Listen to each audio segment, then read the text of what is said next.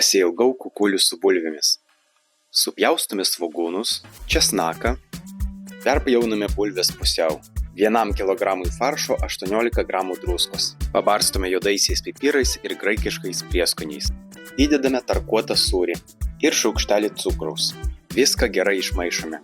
Tada įpilame vandens ir permaišome dar kartą.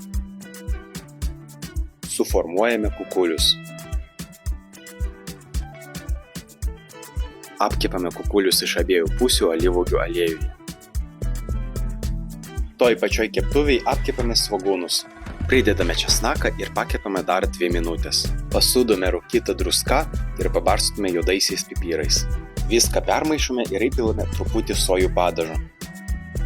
Dedame stalo šaukštą pomidorų pastos ir užpilame viską vandenį. Keletą minučių patroškiname, paragaujame ir pridedame cukraus pagal skonį. Pridedu truputį daugiau vandens, kad padažas padengtų kukulius. Ir grietinėlę. Viską permaišome ir palaukiame, kol užvirs. Kukulius ir bulves sudėliojame formos dugne. Užpilame viską mūsų padažu ir uždengiame dangčiu. Dedame į orkaitę 1,5 valandą ant 180 laipsnių. Patiekalas yra pilnai paruoštas, kai bulvės lengvai prasiduria pagaliuku. Nuorodą į pilną receptą rasite aprašyme. Skanaus!